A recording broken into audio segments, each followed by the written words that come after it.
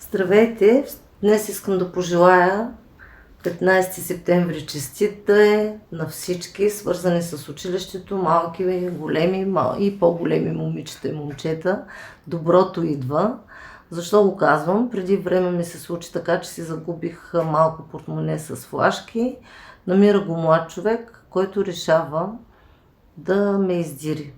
Това му коства седмица и половина някъде усилия, защото в портмонето нямаше никакви документи, никакви неща, по които може да открие лични данни.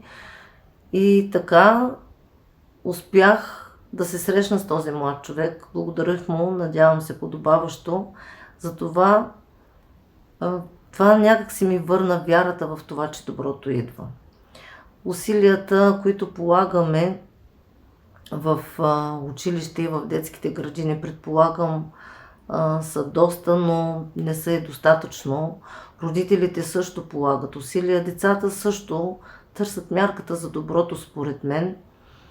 И си мисля, че възпитаването на добродетелите като една червена линия може да преминава през всичките предмети, които изучават децата, и започва още с четенето на приказката на малките деца в детската градина. Вярвам, че доброто идва и може да бъде спряно единствено от вашите граници. Затова се чувствам днеска много обнадеждена с това, че нещата ще се случват само и единствено ако не поставяме етикети, ако не поставяме толкова очаквания към другите и ако не поставяме толкова изисквания, а започнем да си спомняме, че сме хора и че добрата дума отваря врати.